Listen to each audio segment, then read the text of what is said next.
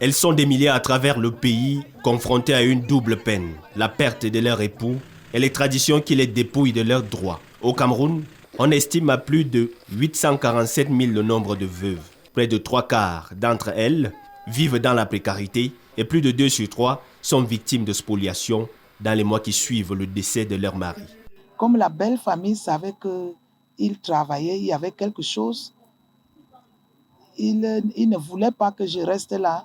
On m'a amené ici à la chefferie de Nkolzibi plus de 3 fois. Et c'est le chef du village qui tranchait mon problème. Mon beau-frère dit qu'il faut que je descende. Le mariage est fini lors du départ de l'homme. Le mariage est fini, vous n'avez plus droit à vivre dans cette famille. J'ai fait 2 veuvages. J'ai d'abord fait le veuvage traditionnel avec mes belles-sœurs. On a lancé la boue sur moi pour qu'après le départ de mon mari, je ne maigris pas. Après avoir lancé la boue, elles m'ont lavé à la rivière. Après, elles ont fait les cachettes. J'ai tout retrouvé. Après, je suis rentrée. Elles m'ont fait vendre beaucoup de choses. Elles ont dit que l'argent ne doit pas fuir entre mes mains. J'ai fait le marché. Tout ce que j'ai vendu, les gens ont acheté. Et puis, après ça, je suis encore partie à l'église. Parce qu'il fallait aller vers le côté de Dieu. À l'église, le prêtre m'a donné les prières. J'ai fait les prières. C'est là-bas que j'ai porté l'habit noir, que mon mari même n'avait pas accepté cet habit noir. Il me disait de son vivant, si je meurs, je ne dois pas te voir avec l'habit noir. Dans certaines régions, des rites humiliants font encore écho. Face à cette réalité, le ministère de la Promotion de la Femme et de la Famille appelle à une meilleure connaissance des droits des veuves et à une remise en question des pratiques traditionnelles. Ma belle famille, c'est le problème, le montage avec mon voisin, leur frère, le voisin à qui je discute le terrain là. Le monsieur même passé, l'affaire a eu lieu en 2009, il n'était pas encore parti à l'Énergie. Le chef de village avait tranché l'affaire.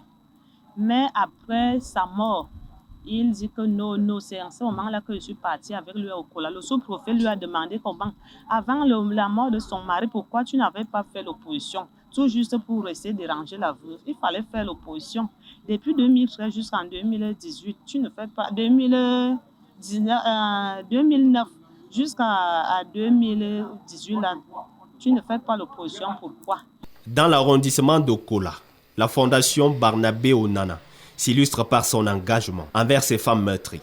Sensibilisation, accompagnement psychologique et juridique. En Nkolzibi par exemple, les veuves nous présentent avec émotion le rite d'Akous à travers chants, récits et gestes symboliques. Elles retracent les étapes qu'elles ont dû traverser, de l'isolement forcé aux épreuves physiques imposées. Après le décès de son mari, on lui fait la tradition, on appelle ça le kous. Il porte la banane en tirant ses belles-sœurs tirent ça derrière, on le tape. Après cette étape-là, on le fait coucher à terre. Il fait les tours étant couché de haut en bas. Ça peut faire 1 heure de temps, 2 heures de temps. Après ça, on l'amène à la rivière. On prend la boue de ce côté de la rivière, de l'autre côté de la rivière. On le met sur lui. Après avoir fait ça, on le lave. On l'amène au village. Après le village, en montant de la rivière, on lui donne, on cache les caches. Il prend de l'autre côté et de l'autre côté. Après ça, on arrive, il prend le plantain, il part mettre en route. Après, le frère de son mari s'assoit.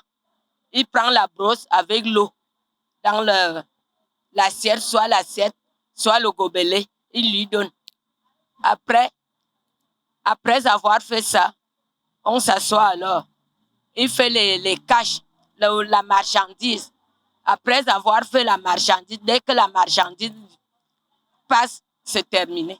Ce moment a permis de transformer le silence en témoignage et la souffrance en appel au changement. L'objectif de Sa Majesté Simon, c'est d'avoir un groupement qui vit dans l'harmonie.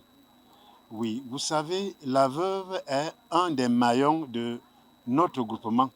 Elle est toujours appelée à contribuer davantage au développement de la famille et du groupement.